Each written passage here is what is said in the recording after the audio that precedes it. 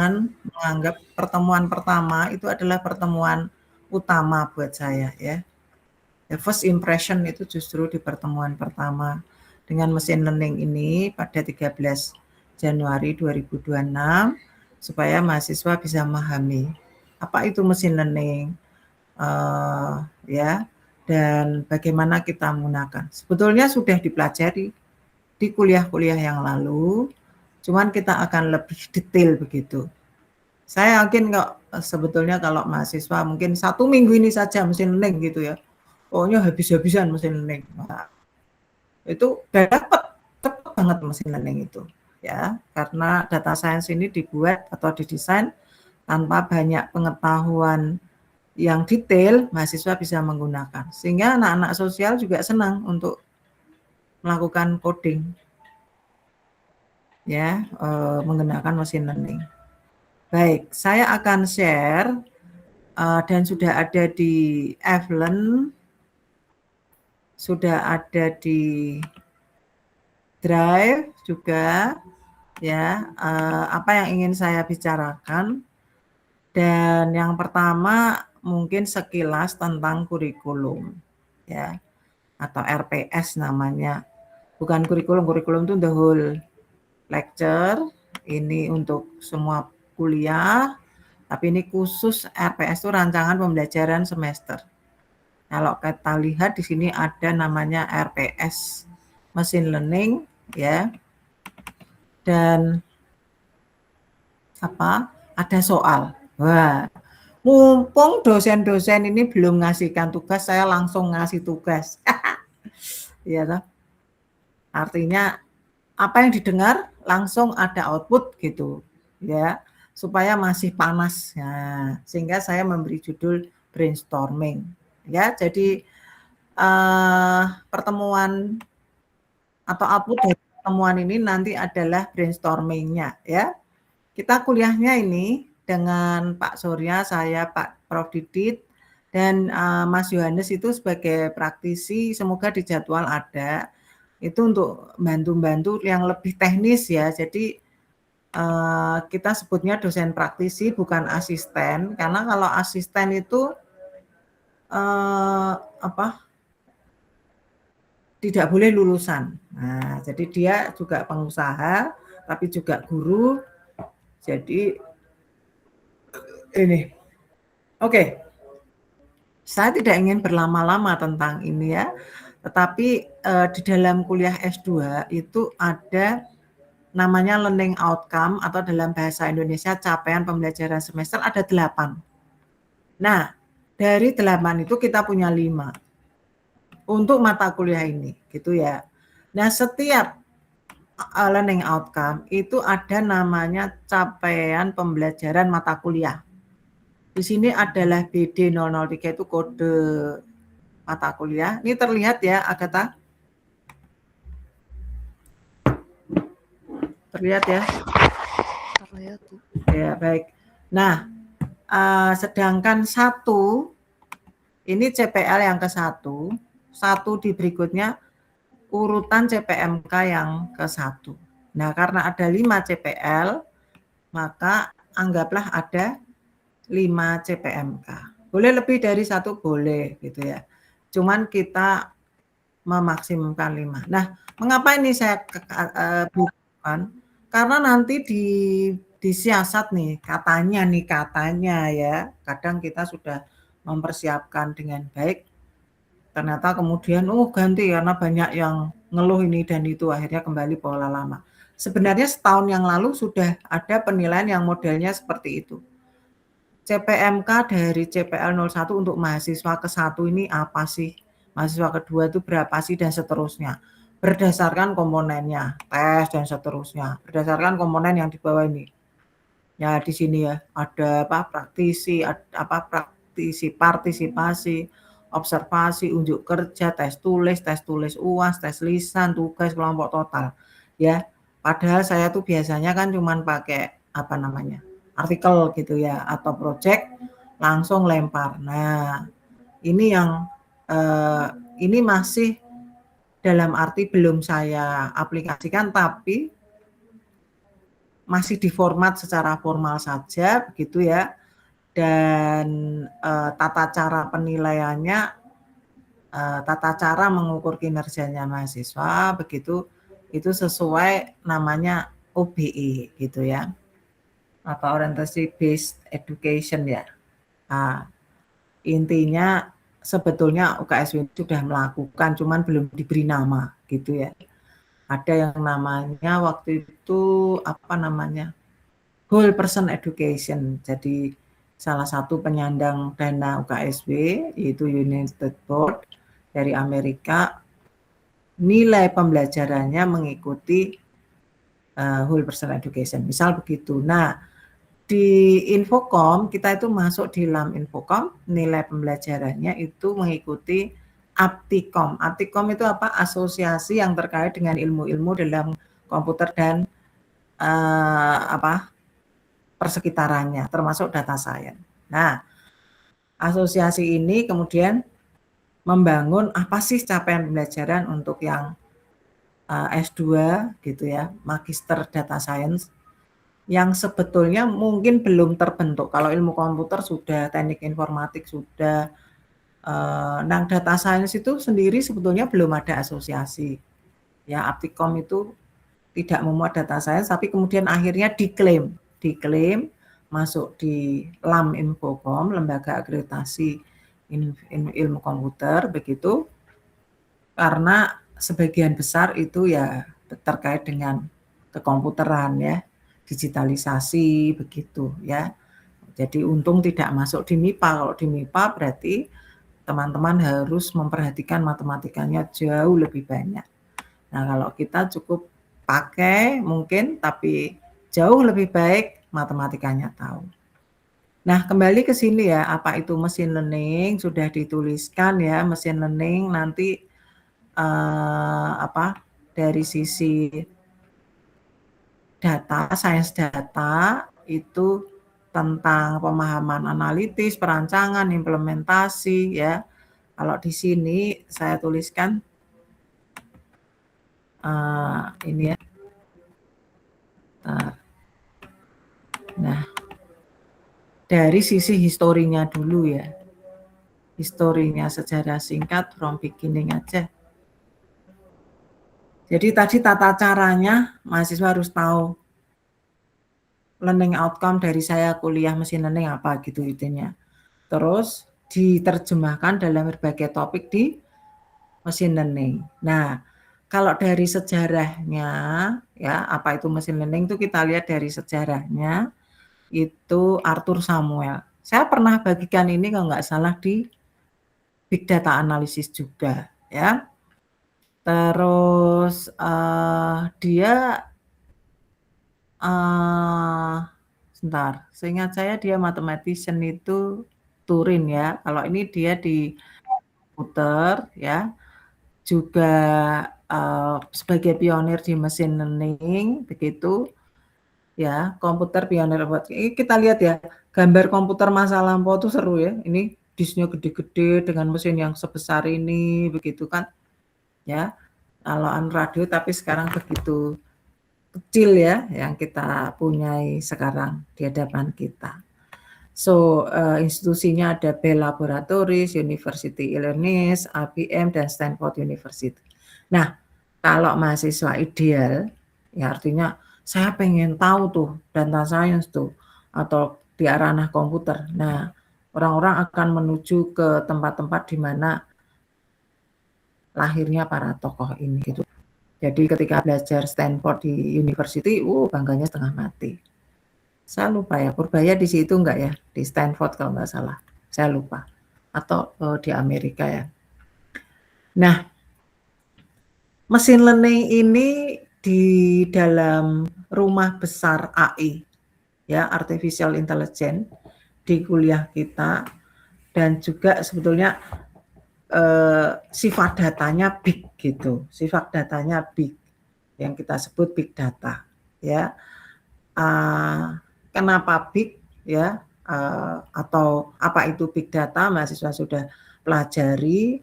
Kebigannya itu atau besarnya itu tidak seperti di masa-masa sebelum perkembangan komputer yang sedemikian tinggi saat ini ya. Jadi udah ukuran penta giga ya, 10 pangkat lebih dari 12 kalau nggak salah, saya lupa ya. Ukurannya besar sehingga proses analisis data tidak lagi secara tradisional di ilmu komputer, begitu ya. Nah, di machine learning ini ya kita akan belajar data itu ya yang di dalam kategori supervised learning ya maupun unsupervised learning dan reinforcement learning. Reinforcement learning itu ya campuran keduanya. Nah, kalau machine learning itu apa? Dituliskan bagian dari AI yang menggunakan metode statistik ya toh untuk memampukan mesin itu dapat meningkatkan pengalamannya dalam mengolah data gitu. Namanya juga mesin learning. Dalam bahasa Indonesia pembelajaran mesin. Nggak enak ya. Makanya kuliah di S2 data science itu semua saya Inggriskan. Karena kalau diterjemahkan nggak enak. Pembelajaran mendalam. Wah, gitu. Kalau deep learning nggak enak. Nggak, kosakatanya kurang user friendly. Jadi untungnya kita di zaman yang boleh menggunakan nama-nama itu. Kalau zaman waktu S1 saya ngajar S1 di sini dulu pakai nama bahasa Inggris, ngapain sih diterjemahkan? Nggak boleh, itu aneh kan. Nah, akhirnya kita balik ke bahasa Inggris lagi. Nah, ya. Oke, so dari semua metode ini sebetulnya ada metode besar. Saya sebutkan metode atau problem ya, problem. Yaitu problem regresi dan klasifikasi. Ya, di semua ini, artificial, machine learning, deep learning, klasifikasi ada istilah clustering. Esensinya menurut saya sih sama tujuannya. Tujuannya apa? Semacam dalam bahasa sederhananya grouping, pengelompokan ya, dicari yang setipe begitu ya. Nah, itu metode-metode setipe datanya, setipe apa? Misalnya ya numerical semua atau teks semua atau gambar semua, suara semua. Padahal data di antara kita ke dalam keseharian itu ada suara, ada gambar, ada teks yang mungkin sebetulnya itu campur-campur dan untuk kita lakukan analisa perlu dikelompokkan dulu untuk mempermudah pembahasan. Itu sederhananya data science itu seperti itu, sehingga metode-metodenya bermunculan dan selalu 2 kosakata ini ya, atau 3 lah ya, regresi, classification, and clustering. Nah, apa supervised learning dan unsupervised ya. Di dalam kita melakukan pengolahan data atau di big data saya menyebutnya eksplorasi data begitu, kita punya ya tabel di Excel atau gambar tabel, gambar-gambar yang dalam satu folder ya. Nah, yang kemudian kita bertujuan untuk membahas data itu mungkin dalam arti salah satu variabel tergantung dengan variabel yang lain. Misalnya begitu. Nah, itu esensinya, kata kuncinya adalah regresi. Sehingga fitur-fitur ataupun daftar dari data ya yang kemudian kita kemas di dalam tabel itu kita sebutnya features dan variabel target. Mana fiturnya, mana variabel targetnya. Di mana variabel target itu dijelaskan oleh fitur-fitur yang kita klaim. Cara mengklaim gimana? Nah, nanti banyak itu ya. Terus cara memilih variabel target gimana? Nah, itu esensinya modeling. Jadi nanti ada buku tesisnya Lea, di mana itu ada metode yang memang bagian dari perkuliahan. Ya, di situ kita melihat contoh, ya, contoh baik regresi maupun classification dengan beberapa metode. Ya, nah, jadi di dalam clustering itu, ini di sini ada unsupervised learning. Jadi kita tidak mendefinisikan variabel target, ya. Tapi kita ingin menemukan struktur dalam data tanpa informasi label. Nggak ada yang dilabelin gitu loh. Ya, nggak ada yang dilabelin. Yang dilabelin itu adalah variabel targetnya, ya, gitu. Nah, nanti mahasiswa saya beri data standar. Data standar itu semua yang belajar machine learning pakai data breast cancer. Nah, ya, itu untuk benchmarking apakah mahasiswa belajar machine learning, bahkan data itu terus digunakan untuk pengembangan metode gitu. Cantiknya apa? Nanti Anda mahasiswa bisa lihat, oh kadang harus tak bersihkan dulu, bagaimana membersihkan data dan seterusnya, ya, mahasiswa sudah kenal itu di big data analysis. Jadi machine learning ini, ya, bagian dari AI yang dimana menggunakan metode-metode statistika untuk memampukan mesin, ya, menjelaskan data. Memampukan mesin menjelaskan data. Sehingga ada yang kemudian, machine learning itu statistik gitu loh. Tapi ternyata tidak hanya sekedar statistik gitu. Nanti teman-teman bisa lihat mengapa begitu.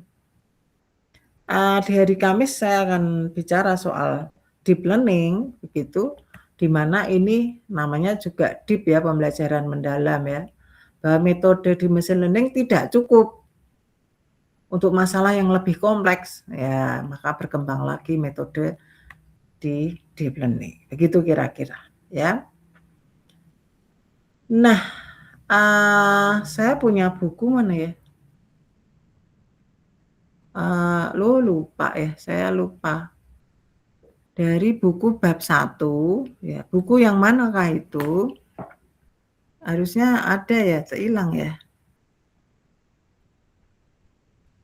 Oh, hilang. Saya kasih ya. Karena saya nulis buku, ya, kalau mahasiswa mau beli, saya senang. Ngelarisi gitu kan. Ngelarisi itu bahasa Indonesia. Machine learning anti offset, ya. Mahasiswa tuh karena di internet digital, jadi baca buku itu mengalami penurunan. Nah, tapi ya kemarin itu namanya Pak Priyo tuh katanya waktu kuliah S2 saking takutnya gitu ya. Saking takutnya nggak bisa, ada buku, cari bukunya dosen. Nah, ketemu buku saya. Namanya Big Data Analysis kalau nggak salah. Machine Learning Parhusik gitu ya. Ini yang nulis kan saya, dan yang buat itu Andi Offset, ya. Jadi dijual for business, ya toh. Mana machine learning Parhusik, machine learning dengan Python, oh ya. Maksudnya dengan contoh pada bidang medis. Nah, ini nyasar orang medis, ya kan. Pada waktu itu dibuat gara-gara apa? Untuk data COVID. Nah, ya, data COVID. Jadi makanya nyasarnya medis. Nah, tampilannya buku seperti ini. Di perpus ada sih. Berapa dijualnya? Bebas ongkir. Oh, 0.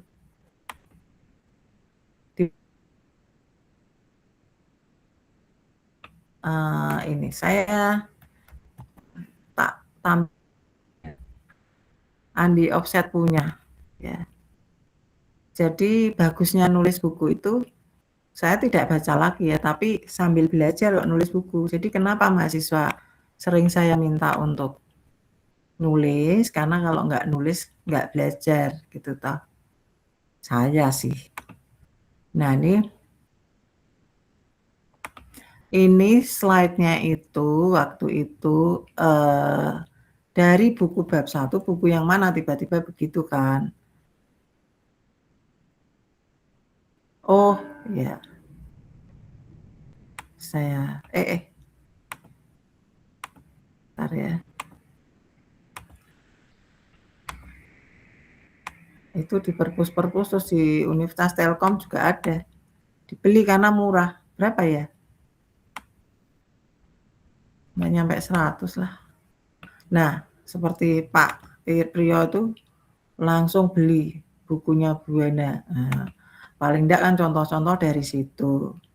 Terus matematikanya kan kalau dibaca lebih enak daripada dari internet yang penggal-sepenggal gitu ya. Saya pengen menuliskannya di sini kok malah nggak karu-karuan ya, maaf ya. Biar rapi gitu. Mana ini? Nah, mau tak kecilkan gitu loh. Nah, udah. Maksudnya buku ini ya. Dari buku bab 1, itu bukunya buku ini, gitu. So,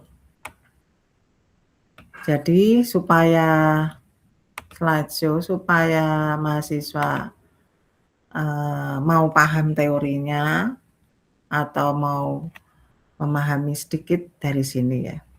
Nggak enak tampilannya begitu, belum saya rapikan. Tadi saya katakan apa sih? Mesin learning itu metode-metode statistik yang memampukan mesin untuk menjelaskan data. Gitu katanya, ya toh? Katanya siapanya, definisi ataupun saya comot dari pernyataan orang mesin learning gitulah, ya. Nah, terus kita bandingkan ilmu yang sudah ada sebelumnya itu apa toh? Ilmu komputer dan statistika. Jadi mesin learning itu belum ada. Baru mesin learning itu lebih mengcombine, ya, memberikan pembelajaran sendiri, makanya disebut pembelajaran mesin. Oleh karena itu, penciri dari kita studi mesin learning itu pasti ada data training dan data test, ya. Ya deep learning ada ya, deep learning bagian dari itu, ya. Data training dan data test. Kemudian menyediakan arsitektur komputasi dapat multitasking, ya.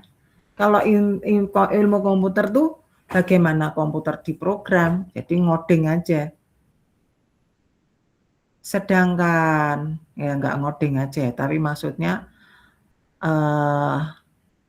memerintahkan komputer untuk mengerjakan apa yang kita kehendaki. Apa bedanya dengan mesin learning? Jadi mesin itu menjadi belajar sendiri gitu. Di mana belajar sendirinya itu? Nah, itu yang menarik. Ya. Setelah dia melihat ada data, ada pola, ada ini, kita dengan data yang baru gitu, kita nggak perlu lagi ya melakukan seperti di komputer sebelumnya, ya di ilmu komputer sebelumnya dengan metode yang ada, ya. Unik ya. Ya, jadi mesin belajar sendiri itu. Nah, contoh yang sederhana itu kalau di AI itu yang ChatGPT itu loh. Ya kan? Dia akan kemudian belajar sendiri, dia, oh ini Bu Hana yang ngomong. Kemudian langsung udah ditutup, udah nyambung gitu ya. Sok tahu kadang-kadang ya. Jadi bagaimana mesin kemudian mempelajari sendiri. Nah, jadi mesin learning ini saya tulis di sini ya. Ini kok ada kayak gini tuh nggak enak. Machine learning bergantung pada pola dan kesimpulan. Untuk mendapatkan pola dan kesimpulan, machine learning menghasilkan model matematika yang didasari dari data. Nah, di sebelah kanan itu ada proses regresi yang tanpa machine learning.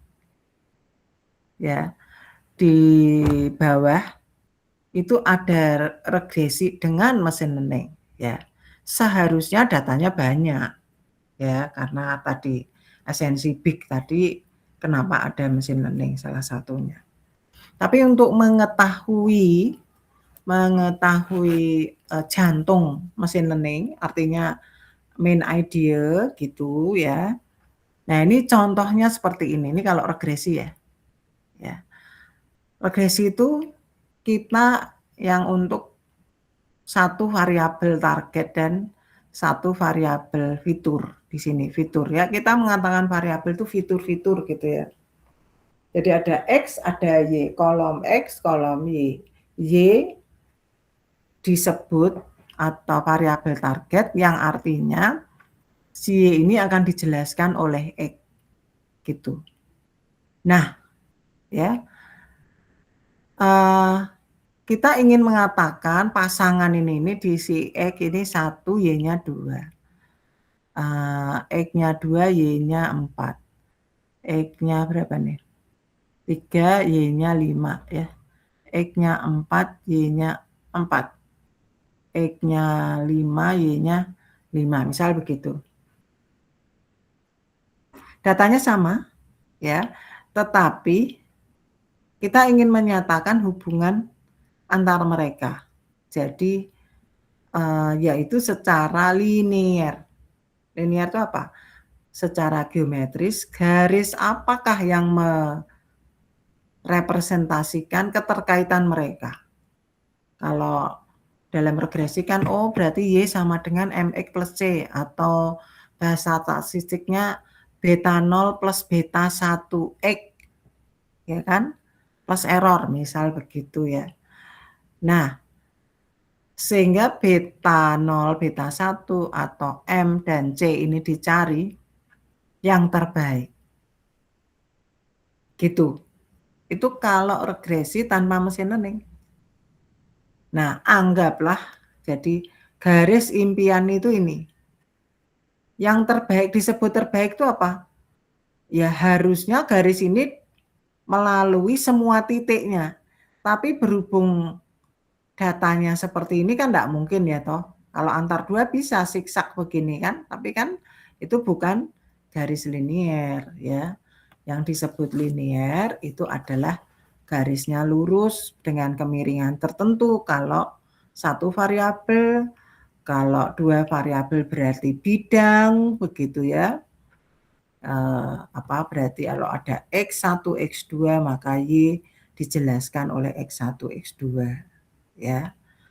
Berarti parameternya ada 3. Kalau di sini parameter ada 2. Siapa itu parameternya? Yaitu kemiringan maupun gradien maupun juga intercept.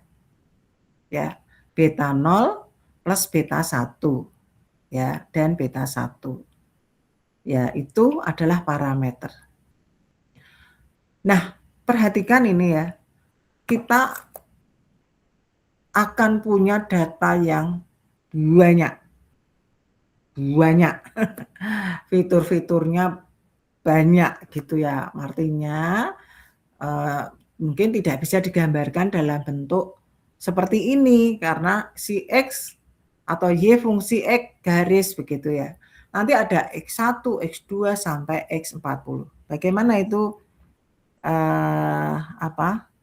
nanti digambarkan. Jadi secara regresi linier, secara geometris istilahnya ya, kita ingin mendapatkan hyperplane ya.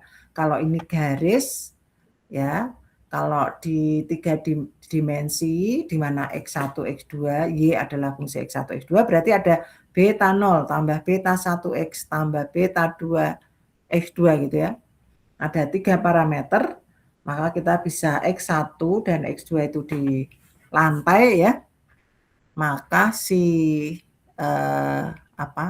si Y nilai tinggi dari hubungan antara si Y hubungan antara si X1, X2 ini menjelaskan si Y. Jadi tingginya berapa? Ya itu kalau dua variabel atau dua fitur X. Sehingga ada bidang yang kira-kira mewakili untuk menjelaskan hubungan antar mereka. Ya, itu regresi ya. Nah, kalau banyak fitur maka disebut hyperplane. Dan ini tadi pencirinya ada variabel target ya.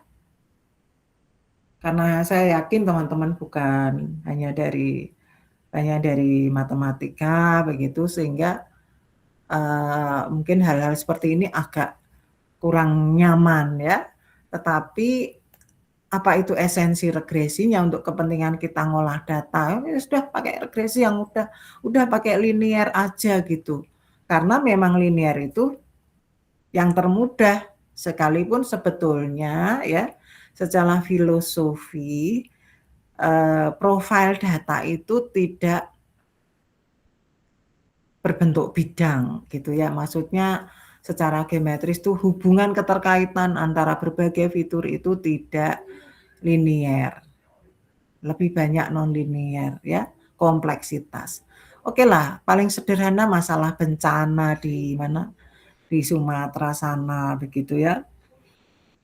Misalnya variabel targetnya adalah bencana tidak bencana gitu. Logistik ya. Namanya biologistik ya, biologistik. Jadi ada dua, bencana tidak bencana atau banjir tidak banjir. Begitu. Kemudian fitur-fitur apa yang mempengaruhi? Banyak kan? Ya. Banyak sekali dan mungkin datanya fitur-fitur itu X1 misal ya toh kondisi alam di tempat itu misalnya banyak pohon dengan tidak banyak pohon, sehingga fiturnya itu juga menjadi biner, bukan atau banyaknya pohon per area berapa misalnya, per area di situ bisa ya. Kemudian ada lagi mungkin dekat sungai, berarti ada yang tidak dekat sungai. Nah, biner lagi datanya, jenisnya, dan seterusnya. Kompleksitas dari fitur-fitur itu, ya, yang kemudian kita mau menjelaskan, memodelkan, ya, regresi yang menjelaskan bencana atau tidak bencana itu, ya, banyak sekali fiturnya. Sebetulnya kalau teman-teman mau penelitian itu aja, ini isu yang terkini gitu ya, ya itu akan cepat sekali menarik perhatian orang, ya. Seperti waktu saya COVID begitu, saya langsung ngambil data COVID ya, yang Indonesia, kemudian ataupun yang dunia itu tertata dengan baik dari John Hopkins University yang saya tulis di buku ini. Ya, langsung yang baca banyak gitu ya. Saya tulis dengan segala keterbatasan pengetahuan saya di mesin learning karena baru dibuka 2020, 2021 COVID, jadi saya baru belajar juga, sama-sama belajar seperti mungkin mahasiswa sekarang ini, langsung saya pakai, langsung saya tulis. Tapi karena saya punya background matematik, itu cukup membantu untuk membaca metode sekalipun hasil yang diprediksi itu salah. Nah, ini regresi tanpa mesin learning ya, kembali kita berdasarkan informasi seluruh data ya. Nah, di jantung mesin learning itu enggak begitu. Kita ambil, oke, saya ambil ya, mau regresi dulu. Itu saya ambil, ini ada data uji, kemudian prediksi. Datanya sama ya. Nah, saya mengambil 80% data latih. Terus saya lakukan regresi. Nah, Yang 80% itu terlihat, itu adalah yang pertama di sini, ini semoga terlihat ya, ini yang di sini. Itu by randomly chosen ya, dipilih random oleh si algoritma data latih 80% dan urutannya ini penting ya, urutannya enggak perlu data yang pertama adalah yang pertama, data yang kedua adalah yang kedua, data yang ketiga adalah enggak gitu, 80% tuh dia acak aja gitu ya toh. Nah terambillah itu adalah ini yang kemudian setelah ketemu nih beta 0 beta 1-nya by latihan ini regresi ya, maka kita punya data uji kan tinggal satu. Hasil parameter itu tadi digunakan untuk menguji data ini. Nah, data aslinya itu ini berdasarkan regresi, garis regresinya nggak saya gambar kebetulan. Ya, kebetulan nggak saya gambar. Itu diperoleh ini. Jadi data asli di sini, data prediksi di sini. Semoga dengan contoh yang sangat sederhana ini itu memberikan overview yang global untuk semua proses machine learning berbagai metodenya ya. In principle kita selalu membuat data training dan data uji. Jadi kalau orang pakai machine learning nggak ada itu ya itu statistik biasa gitu ya. Mengapa demikian ya? Ya ini tadi secara filosofi tadi kan data itu kompleks gitu ya. Kalau masalah banjir nih, semua Sumatera nih kena nih, ya toh, semua. Kemudian kita sudah bangun model. Bagaimana menjelaskan banjir dan tidak banjir dengan regresi itu, fitur-fiturnya apa saja. Nah, kemudian kita tidak perlu dari semua area. Bisa jadi hanya 80% area yang kita gambarkan, kemudian 20% sebagai data uji. Atau mungkin juga enggak semua 80% dari semua data ya, yang disebut semua ya tempat di mana kita diskusikan. Dibatasi ya, dibatasi.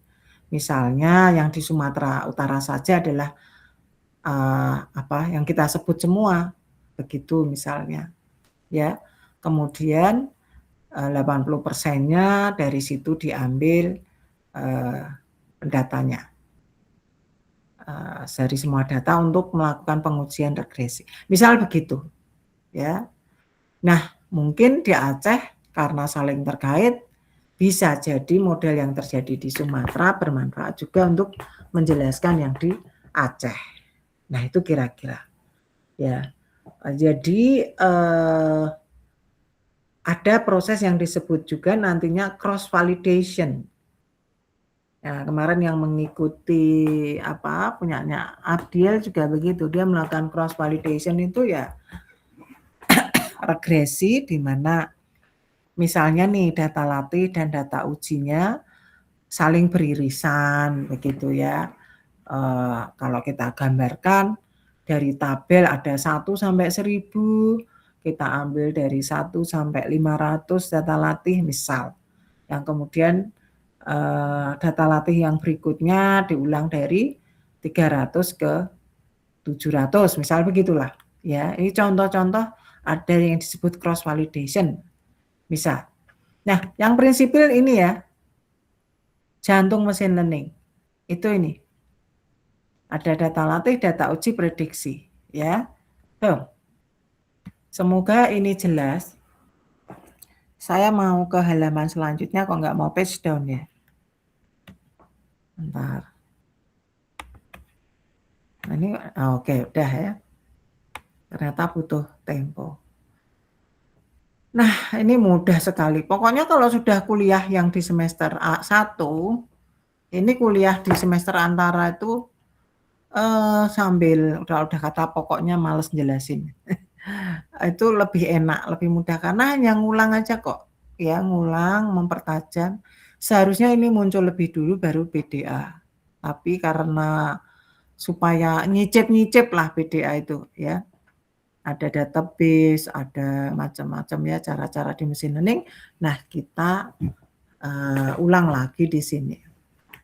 Ya, jadi agak enak lah ya, nggak sebetulnya mahasiswa bisa ambil 3 mata kuliah, tapi ada yang 2 saja Bu, udah takut nggak bisa, monggo, nggak apa-apa ya.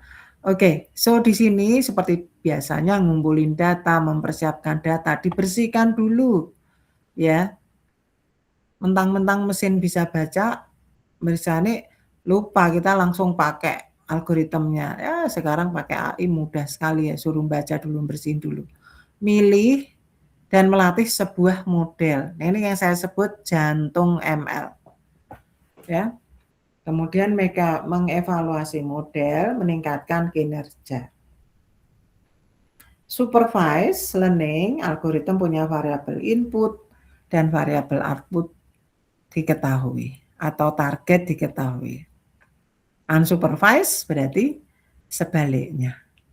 Ya. Nah, kalau reinforcement learning itu anggaplah nano-nano atau 2 bagian dari supervised dan unsupervised. Jadi kadang-kadang ketika kita melakukan supervised itu tak unsupervised dulu misalnya, ya bisa. Ya. Di sini reinforcement melatih dirinya terus-menerus berdasarkan lingkungan yang dipengaruhi dan menerapkan pengetahuan yang diperkaya untuk memecahkan masalah bisnis. Nah, kadang-kadang mahasiswa waktu melakukan pengolahan data gitu, sebetulnya tak penting tak gini kan, tak gitu kan. Nah, itu sebenarnya semacam reinforcement learning ya. Tapi tidak pakai istilah karena hanya berdasarkan feeling atau berdasarkan intuisi bagaimana melakukan pemodelan ya. Itu sebetulnya melakukan reinforcement learning. Nah, ini metode-metodenya sekalipun mungkin tidak sekedar ini ya, artinya masing-masing juga berkembang dalam prosesnya. Ini kan tabel yang sejak 2020 kalau nggak salah. Saya potong dari buku saya ya. Ada istilah tabel 1-2 dalam bahasa Inggris dan bahasa Indonesia ya. Naive Bayes classifiers, jadi naive Bayes yang untuk klasifikasi, bisa jadi ada naive Bayes untuk regresi, ada random forest untuk regresi ya, gradient boost decision tree juga untuk regresi misal itu, ataupun untuk classification ya. Itu dijelaskan ya. Yang ini teori ini agak ribet buat non mathematician. Sekalipun buat mathematician nggak udah lupa juga ribet juga. Saya sendiri kalau nggak baca ulang lupa lagi. Nah, saya memberikan pustaka yang cukup enak untuk dibaca dari tesis. Jadi saya seringkali minta mahasiswa kalau bikin tesis jangan pelit-pelit untuk nulis, wong ya ada AI. Jadi bikin tesis itu boleh dibantu AI. Tapi kalau publikasi pastikan untuk bebas AI. Ya, saya tidak katakan melarang pakai AI, tapi pastikan bebas AI. Jadi tadi saya koreksi, misalnya punya salah satu mahasiswa yang artikelnya belum di review di sistem oleh publishernya atau di sistem oleh editornya begitu. Saya tarik, kemudian saya update ke artikel lain. Ternyata saya jumpai banyak AI-nya, gitu ya. Ya saya artinya harus memperbaiki sangat banyak. Jadi saya katakan kalau tugas, kalau tesis sementara ini itu tesis masih pakai AI boleh. Ya, ada berita profesor membatalkan kelulusan mahasiswa di Amerika sana karena menggunakan AI. Semua pakai AI. Nah, saya suruh ya, saya suruh gitu, tetapi pastikan ketika publikasi bebas AI. Entah gimana caranya. So, ini juga neural network, wah menarik ya, mahasiswa udah belajar neural network, kemudian deep learning di sini optional nih, maksudnya tidak di kuliah ini, tapi di kuliah yang lain, ya. And then dimensionality reduction. Tadi saya sampaikan ya, kalau fitur-fitur itu banyak, kompleksitasnya banyak ya. Pastikan ataupun kita bisa situasi sekarang banjir, fitur-fitur yang menyebabkan banjir, tidak banjir itu apa saja. Ya kalau ketemunya banyak, maka sebetulnya yang dominan yang mana sehingga fitur itu direduksi. Nah, cara memilih reduksi, memilih yang dominan itu ada metodenya. Yang secara linear kita sebut PCA, mungkin ada DB-scan kalau ada outlier namanya ya. Kemudian kalau non-linear itu yang untuk Dina ya, ada banyak metode yang berkembang untuk yang non-linear juga. Biar apa? Ya biar mudah untuk menjelaskan tadi. Kalau kita mau lakukan regresi ataupun klasifikasi gitu, carilah yang dominan dulu. Ya. Kalau semuanya dianggap penting, kita tidak mampu atau komputer tidak mampu. Ya, fitur mana yang banyak yang berpengaruh. Nah, itu ada metodenya. And then manifold learning clustering, saya belum pernah, tapi itu mungkin muncul, tapi sekilas ya, itu ya yang kata manifold ini yang non-linear itu tadi. Ya, manifold, fold itu lipatan, many, banyak, begitu ya. Nah, itu berlapis clustering ya, nanti atau dimensional reduction yang non-linear. Mungkin begitu ya. Oke, so dalam menggunakan machine learning atau apapun model yang kalian pilih nantinya, itu perlu kosakata atau kata kunci yang perlu diperhatikan. Yaitu sederhananya gini, kalau pakai model yang dipilih, itu jangan terlalu sederhana. Ya, untuk data yang melengkung-melengkung seperti ini misalnya, ini ya, ini kan karena bisa digambar, kalau nggak bisa digambar, ya makanya kita pilih linear dulu gitu kan. Tapi apakah itu tidak cocok, kemudian ada analisisnya. Nah, di sini ada kalau modelnya terlalu sederhana, maka disebut underfitting. Kalau terlalu berlebihan, maka disebut overfitting. Ya, sebelah kanan. Kalau cocok, fit, ya, pas. Ya. Contoh data seperti ini ya, untuk X dan Y, ya, regresi linear. Padahal datanya menggok-menggok. Jadi hubungan antara X dan Y harusnya berbelok begini. Nah, yang ngikutin gini. Begitu. Ya. Nah, sehingga si yang linear berarti underfitting. Nggak cocok. Masih kurang bagus. Nah, kalau kita buat regresi polinomial derajat 4, ya, polinomial derajat 4 apa? Jadi saya sarankan untuk dua perangkat gitu. Satu HP, satu laptop. HP tanya Meta AI, polinomial derajat 4 ketikan. Oke, saya anggap itu tahu dulu gitu ya. Bahwa ini hubungannya adalah tidak linear tapi fungsi yang melengkung seperti ini. Dan ini kita bisa lihat cocok ya.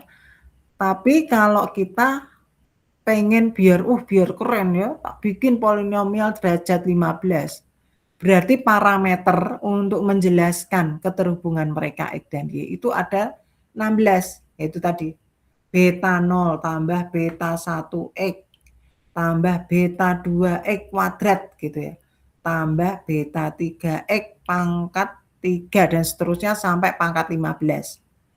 Parameternya ada 16 karena termasuk beta 0. Di sini parameternya ada 5. Di sini parameternya 2 dan beta 1. Mana yang paling gampang? Ya jelas yang kiri karena hanya menentukan 2 dari data ini ya. Terus gampang tapi tidak solutif. Atau ada juga yang bagaimana? Kayaknya kompleks itu tadi ya, 16 parameter. Tapi ya perhatikan datanya ada 1, 2, 3, 4, 5, 6, 7, 8, 9, 10, 11. Jadi mungkin 20-an gitu ya. Ada 20 data, jadi baris, untuk menentukan 16 parameter. Nanti kalau dibangun itu matriknya ya, untuk mencari parameter yang tepat untuk menggambar, akan terjadi seperti ini, overfitting. Nah nih, ada yang sampai ke bawah nih, duganya ya, melengkung-melengkung belok-beloknya, polinomialnya, kalau digambar ada yang kelewatan, over. Ini sederhananya bunuh tikus pakai bom, gitu ya. Jadi rusak rumahnya, tikusnya nggak ketangkep, udah lari. Nah, itu ada orang yang dulu masih penjelasan begitu kalau bicara soal metode matematik ya, datanya sederhana gitu tapi ribetnya bahasnya gitu. Itu bunuh tikus pakai bom. Nah, jadi memilih dan melatih model yang tepat itu perlu jam terbang. Jam terbang artinya bermain dengan ini baiknya begini gitu ya. Itu tanpa ngitung ada intuisi, cocoknya begini loh. Sederhananya kalau X dan Y maka kita gambar aja. Aduh, sederhana lagi, tanya ChatGPT yang model yang tepat apa. Kadang begitu ya bisa. Ngapain ya sekarang makanya data analis nggak laku ya. Data analis ya, karena dengan mesin bisa baca. Ya, jadi bagaimana kita perlu meningkatkan skill yang sedemikian bisa berkompetisi dengan mesin. Ya, sehingga perusahaan-perusahaan itu merasa butuh kita kalau bekerja. What is your value? Nah, itu ya. Itu yang penting dipikirkan mahasiswa selama kuliah maupun bekerja. Bagaimana meningkatkan value kita. Oke, untuk mengetahui performa model, jadi yang tadi yang kita pelajari mesin learning apa kosakatanya silahkan ya kalau mau kuliah seperti ini ada punya buku logbook. Logbook itu buku kerja kecil 1 gitu ya. Nanti kemudian kata kunci mesin learning, supervised and unsupervised ya. Regression and classification and clustering ya kan. Kemudian regresi itu tadi bisa apa? Namanya underfitting, fittingnya pas atau overfitting. Nah, untuk mengetahui itu maka perlu ada namanya performa model. Ya, performa model. Nah, salah satu kosakata atau kata kunci yang disebut performa model itu adalah confusion matrix. Matrix yang membingungkan. Saya dari dulu nggak ngeh pakai confusion matrix ini kalau nggak diulang-ulang menjelaskan. Jadi berapa data yang bisa dijelaskan setelah kita sudah dengan regresi kah ya, apa itu dengan logistic regression kah ini contohnya ya, for data cancer misalnya, cancer tidak cancer, itu yang berhasil dijelaskan dan yang tidak berhasil dijelaskan. Itu yang off diagonal ya, yang 5 dan 1 ini yang salah dijelaskan untuk jenis kansernya ya. Nah Bu, kalau ada 3 kelas gimana ya? Artinya enggak ini apa namanya, hanya 3, ini kan biner logistic regression tapi digunakan klasifikasi. Nah ini menarik ya, ada kata logistic regression untuk classification. Jadi kadang mahasiswa bingung, ini regression apa klasifikasi? Nah, ya. Tetapi ada yang disebut logistic regression tapi untuk klasifikasi. Nah, bagaimana itu dijelaskan? Nah, itu nanti ada di file yang tesisnya Lea ya. Kemudian ada kata kunci precision, recall, F1 score, and support. Semua kosakata ini ya, kemudian ada akurasi itu untuk mendukung udah mau habis. Bentar. Untuk mendukung kesimpulan yang diperoleh gitu ya, secara kuantitatif. Gampang toh? Toga, jelas nggak ya?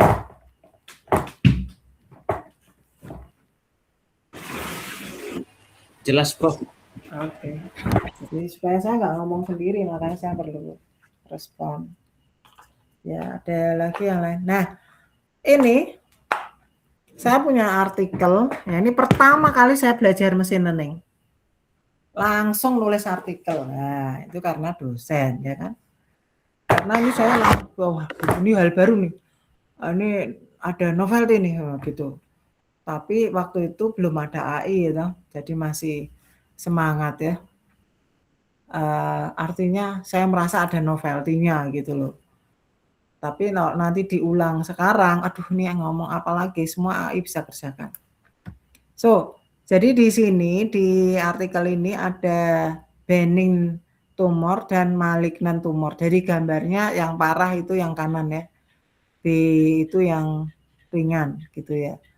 Nah, terus data ini tadi saya sebutkan sudah merupakan data benchmarking ya. Kayaknya orang India yang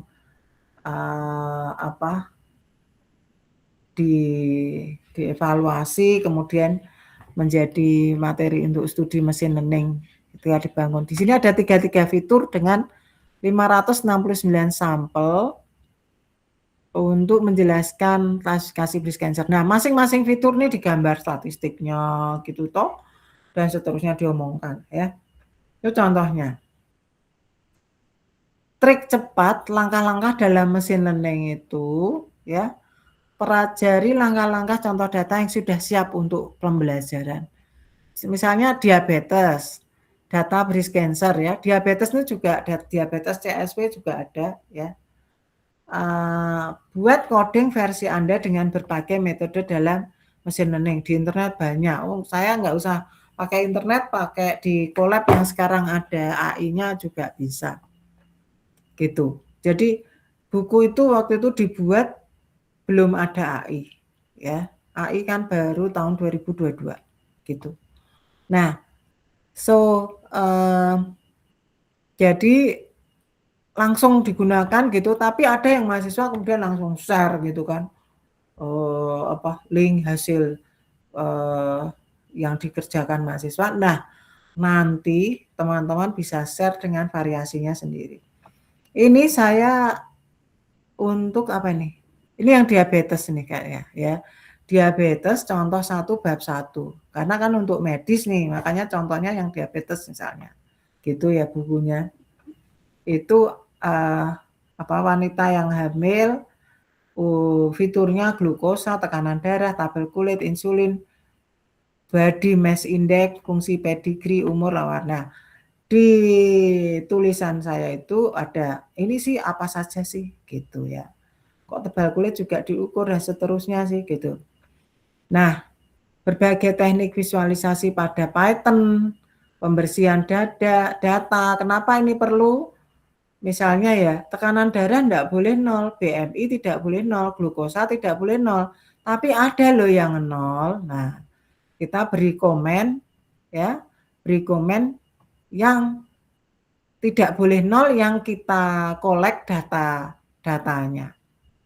Itu artinya berarti baris yang memuat 0 kita di sini dibuang.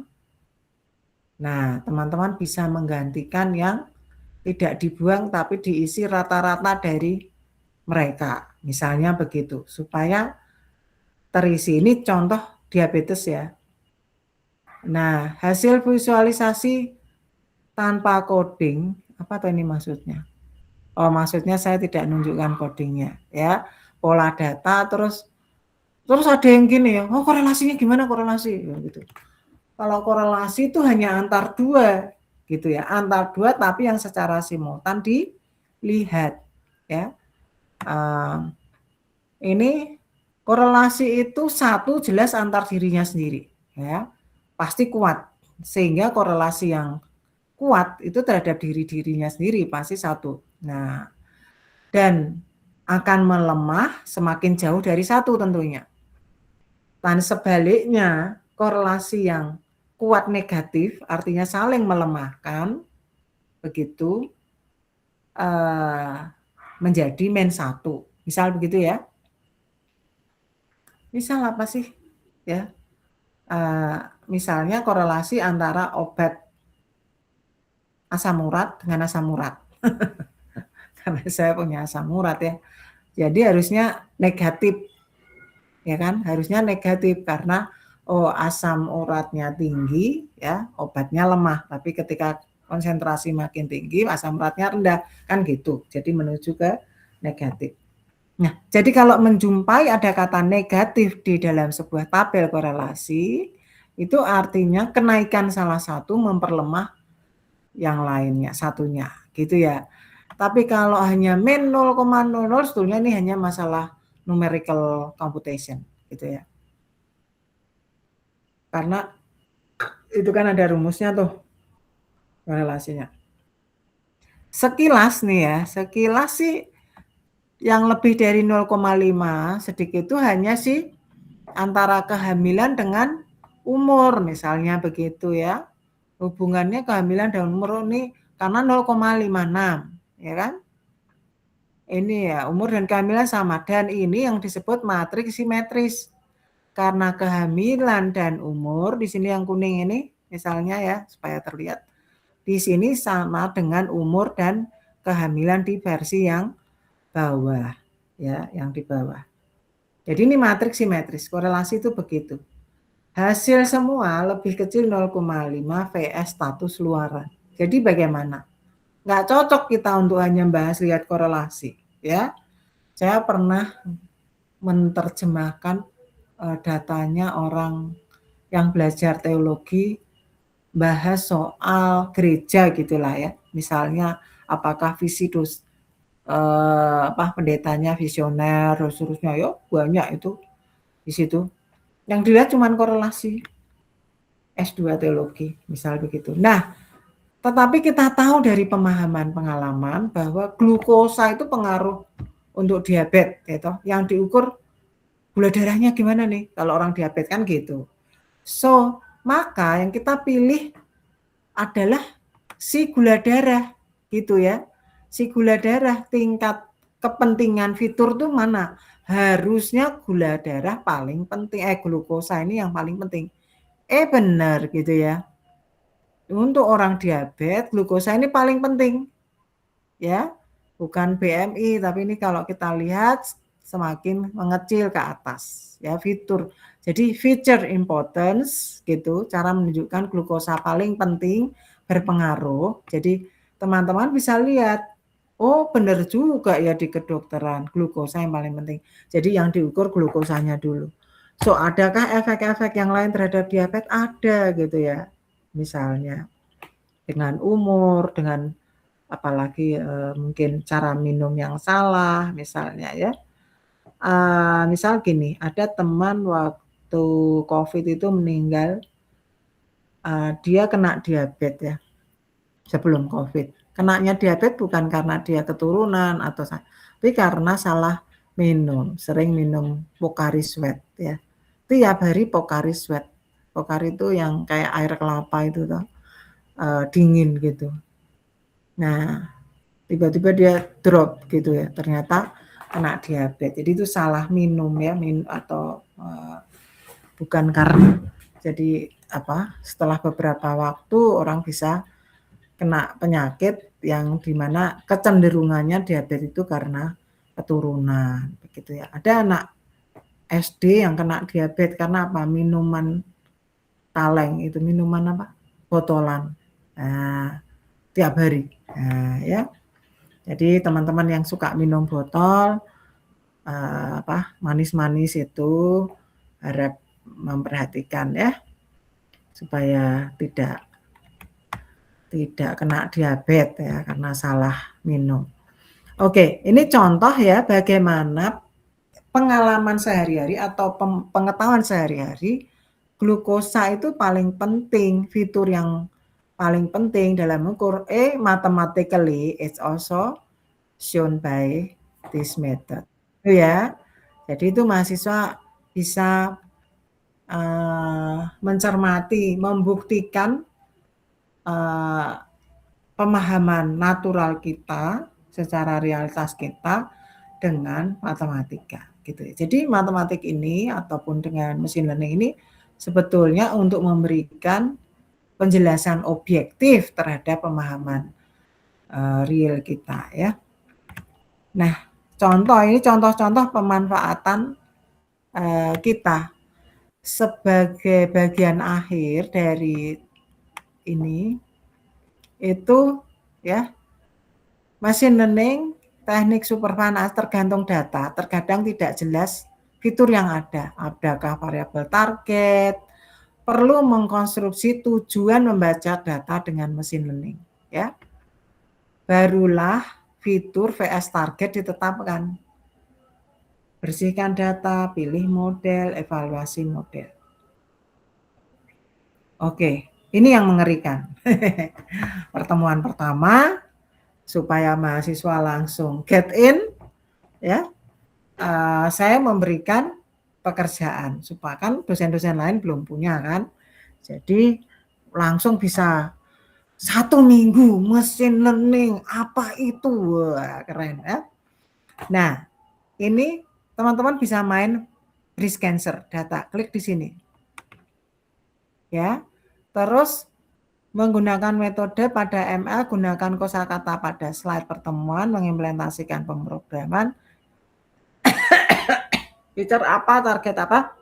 Nah, si AI kemudian mengkonstruksi tugas itu dengan lebih cermat versi OBE.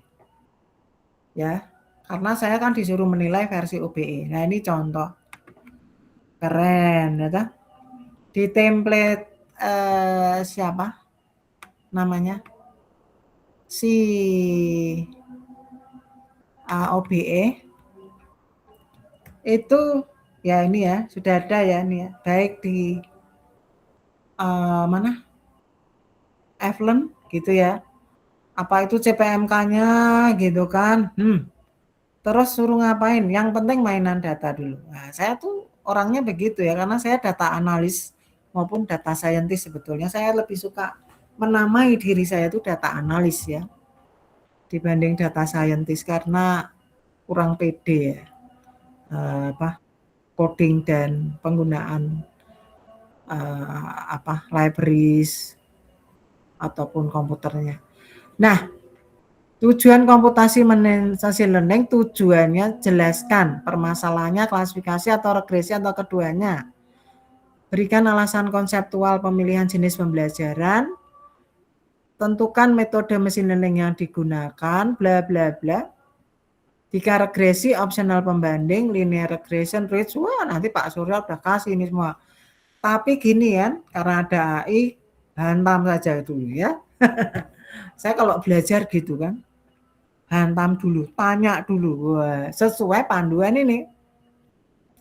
Jelaskan alasan pemilihan algoritma, karakteristik, tujuan prediksi, kompleksitas model, implementasi model, formula matematik, implementasikan menurut Python, sisipkan formulasi matematika utama dalam kode dan atau markdown ya.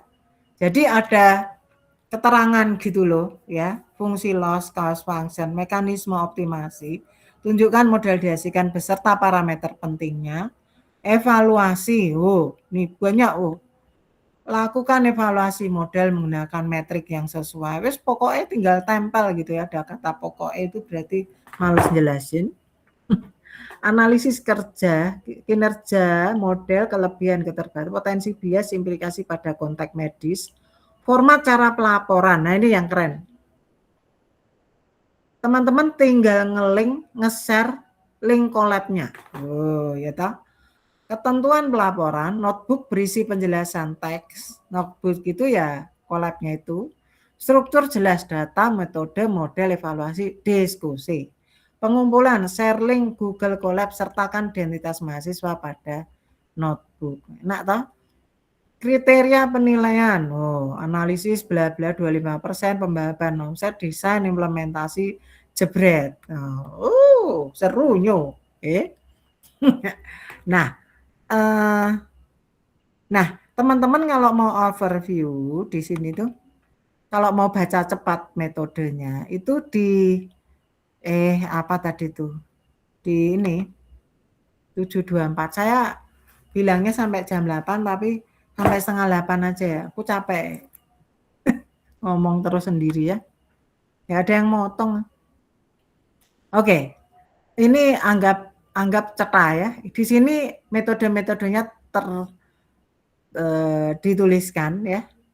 Di mana tadi saya hanya membahas soal apa beda regresi di machine learning dan tidak atau nah di regresi sendiri ada macam-macam, ada rich, lasso. Ini Pak Surya senang sekali.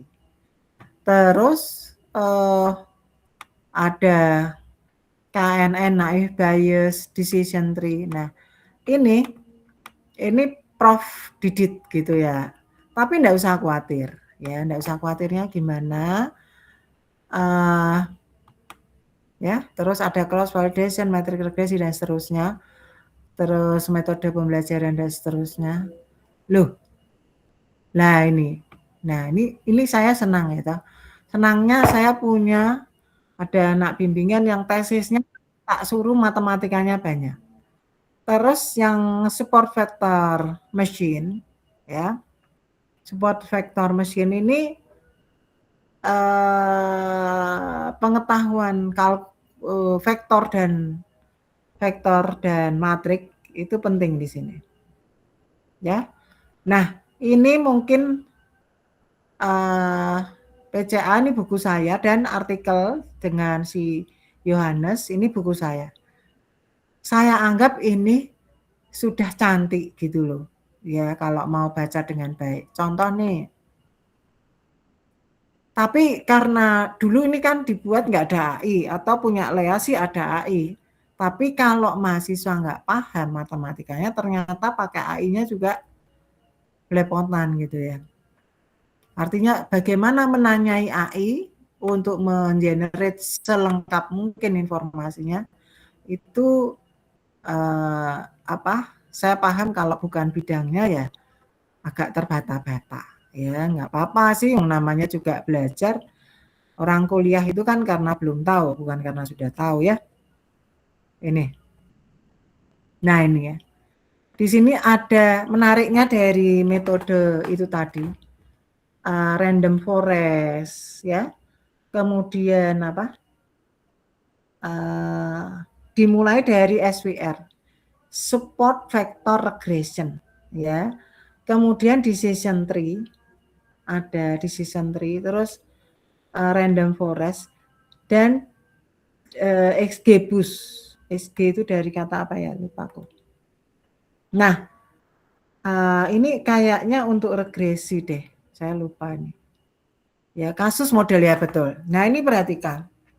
Ini modelnya untuk konsumsi bahan bakar itu ada 55 fitur. Jadi ceritanya gini nih, ada alumni yang kerja terkait dengan perusahaan tambang, mesin-mesin berat seperti Pak siapa namanya itu, Pak Priyo dan Pak Heri di grup juga masih ada. Kemudian mereka ingin tahu sebetulnya penyebab konsumsi bahan bakar di mesin alat berat itu apa sih? Ya, apakah ya kita tahu kalau mobil bergerak cepat konsumsinya makin banyak, misal begitu. Jadi mungkin kecepatan kendaraan, mungkin dia tanjakannya dan seterusnya. Ada 55 fitur nih yang diukur secara otomatis maupun manual, yang kemudian bagaimana itu dikerjakan dengan SWR, bagaimana dikerjakan dengan decision tree, ya, apa itu decision tree di atas itu dijelaskan dengan baik ya, karena saya mencermati memang sangat teliti untuk ini karena saya perlu untuk menjelaskan ke mahasiswa untuk kuliah, begitu maksudnya. Nah, saya harapkan tesis-tesis mahasiswa gitu ya, misalnya di sini ada Agatha nih, tesisnya mau saya sih apa itu YOLO semua gitu ya, terus YOLO 12 itu sebagai goal-nya, misal begitu, sehingga mereka yang belajar tentang deep learning khusus YOLO itu adalah tesisnya Agatha, mau saya gitu ya, matematika, historinya gitu. So itu tahu kenapa kalkulus itu berkembang itu sebetulnya di sini ya, bagaimana ilmu yang dari arah tesis bisa diterjemahkan ke arah yang lebih rendah, ke mahasiswa yang lebih rendah, sampai nanti ada S1 sains data, misal begitu ya. Harapannya adalah di tesis mahasiswa begitu. Jadi jangan takut untuk menuliskan banyak ya. So, ini begitu ya. Jadi nih. Nah, kemudian ada yang kalau variabel target engine speed misalnya ya. Ini misalnya kecepatan mesin. Nah, SWR, decision tree dan urutannya. Lampiran coding utama, usulan draft bisnis proses dari PT APSI, catatan dari selama ujian. Oke, ini terkait itu teori yang kalau teman-teman mau menggunakan metode ini ya, di situ toh di mana? Di Colab akan turunkan teori nurunkan rumusnya mudah sekali. Nah, ini disusun dari penyusunan bagaimana mengkoreksinya itu dari mengkoreksinya dengan aku lupa. Mean square error. Hanya pakai mean square error ya, mean square error untuk masing-masing. Misal begitu. 730 ya. Jadi kalau saya sarankan kalau mau belajar decision tree yang susah, kesannya susah, ribet, random, itu pakai buku ini. Kemudian ya di RPS ya nih. Nah, yang mana tadi? Support vektor mesin. Nah, ini saya juga menuliskan dengan versi bahasa Indonesia yang sangat sederhana dari buku yang bahasa Inggris. Saya turunkan gitu ya, saya ketik dengan pelan-pelan ya. Apa itu support vektor mesin? Ini salah satu metode di ini. Ya, tadi saya katakan kalau regresi itu garis. Nah, ini semacam penyusunan hyperplane tapi kita gunakan untuk classification, misal gitu ya. Nah, ini misalnya ada tinggi dan berat ya, perempuan laki-laki begitu, ada label berarti ya, sehingga perlu ada kalau kita menggunakan data ini terus ada data nih yang tidak dilabelin, ada data tingginya berapa, beratnya berapa, ini laki-laki atau perempuan, misal begitu. Itu tujuan kita pakai mesin learning, ya toh. Jadi sudah ada data seperti ini, terus kita punya mesin berlatih. Setelah itu ada data lain yang data orang yang tidak diketahui dia laki atau perempuan, tetapi berat dan tingginya diinformasikan. Maka mesin akan menduga, memprediksi, oh ini perempuan, misal gitu ya. Nah, misal ya, jadi SVM akan menjelaskan bagaimana itu dilakukan. Ya, ada 2 kelompok berbeda, maka ada hyperplane dan seterusnya. Maka kenapa diberi hyperplane? Nah ini bukunya bahasa Inggris orang Rusia yang nulis ya. Kayaknya namanya sih Rusia. Terus saya tuliskan versi bahasa Indonesia dengan lebih pelan-pelan. Jadi karena ini nulisnya juga kadang waktu itu nggak tidur ya, jadi teman-teman juga harus baca loh. Ya. Terus, nah ini juga PCA dan DBScan saya gabung. Saya lupa, Kamisnya juga enggak ya. Ini jurnalnya sih, siapa namanya? Kalau ada data outlier misalnya ya, data outlier ya, itu tadi berat dan tinggi nih. Kemudian tingginya 2 meter dengan beratnya adalah 50 kilo misalnya. Ya, terus kan bingung kan, 2 meter, mana ada orang 2 meter dengan 50 kilo. Misal loh, ya laki apa perempuan itu kan susah, itu data yang outlier, anggaplah. Nah, keberadaan outlier ini menyebabkan adanya DB-scan, gitu ya. Density based scan apa ya? Statistically, lupa saya. Nah, PCA tadi yang saya sebutkan itu, ini juga buku saya. Jadi nggak usah khawatir ya, semua saya siapkan udah sekian tahun yang lalu. Jadi saya paling senang dengan kuliah ini. Jadi kalau saya mau memberi nama diri saya untuk data science, saya lebih suka saya orang mesin learning, ya gitu ya. Ada kan yang mau pasang status sebagai apa di data science ini, mesin learning, deep learning. Nah, kalau Agatha orang YOLO. Saya YOLO, jadi apa saja tentang YOLO wajib tahu gitu kan, untuk menamai dirinya sebagai si YOLOis. Nah, YOLOis, nah, keren ya namanya Agatha jadi YOLOis. Oke, 735. Jadi ini dulu pakai Minitab ya, ada pakai Minitab, tapi teorinya matematikanya enggak dipengaruhi oleh itu. Ini hanya daftar isi dari buku itu, tapi kemudian yang saya insert ya, saya insert adalah PCA-nya doang. Nah, ini ada matematikanya itu gimana sih? Ada nilai eigen, itu kalau PCA ya kata kuncinya ada matriks kovarian, kemudian ada korelasi ya, kemudian prinsipal komponen, dan datanya dibangun tanpa big ya, enggak big. Nah, karena PCA ada sebelum BDA ya kan. Nah ini contoh begitu, matriks yang terjadi seperti apa, terus ada eigenvektor ya. Jadi kalau mau membaca cepat, ini semua bahasa Indonesia ya, silahkan ya. Bagaimana ini bisa nah mainannya adalah data breast cancer ya toh, untuk semua mahasiswa. Terserah mau pakai metode apa, mau sebanyak-banyaknya berarti langsung dapat paling bagus ya. Saya biasanya tak banyakin gitu kan. Ya, dia presenting nothing. Oke, stop presenting.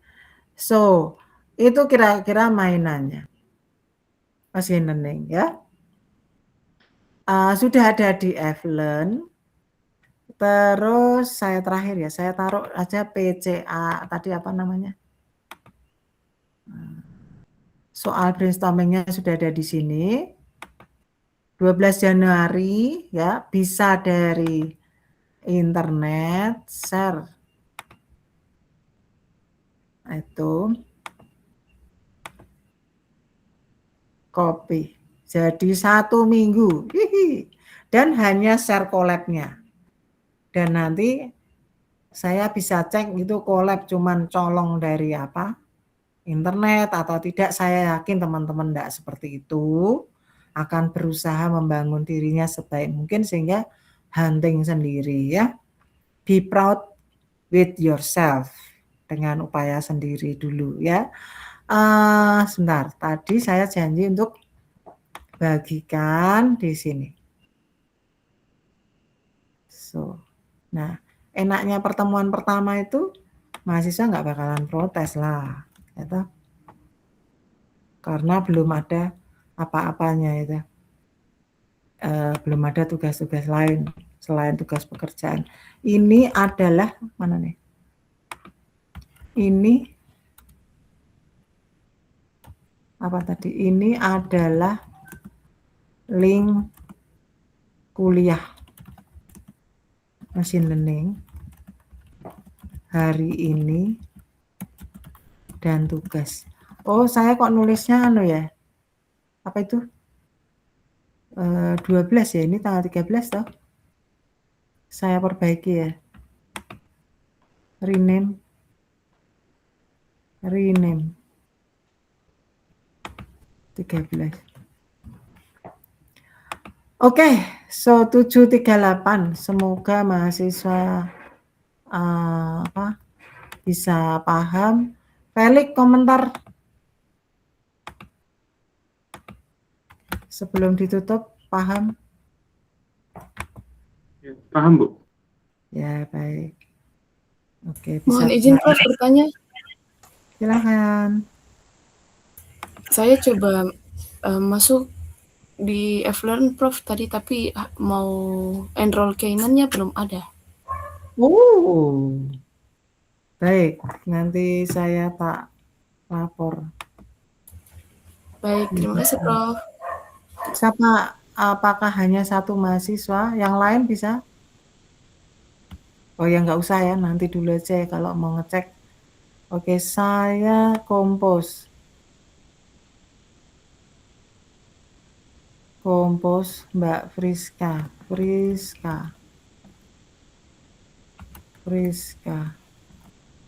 Yohana, mohon enrollment mahasiswa untuk mesin learning. Saya cek dulu siasat. Terus ada lagi yang mau komentar lagi. Siasat. Dosen. Ini yang penting gampang kok ini ya. Kalau kalian apalagi ada itu tinggal collab yang mengetik matematikanya ya si collab gitu. Nanti yang collab dia deh. Oke, ya saya gimana komentar? Tidak ada komentar. Ya, nggak apa-apa ya, ada tugas awal nggak apa-apa ya. Nggak apa-apa kan? Ya saya. Ya nggak apa-apa, Bu. Ya, ini karena kuliah kita itu 3 SKS dalam 8 minggu. Itu artinya yang biasa 1 kali pertemuan, seharusnya 2 kali pertemuan dalam 1 minggu. Nah, gitu harusnya. Nah, saya presensi belum buat ya, nanti OTW ya, supaya ini nanti saya pastikan enrollment-nya begitu. Ya. Semoga ini bermanfaat. Jadi kosakata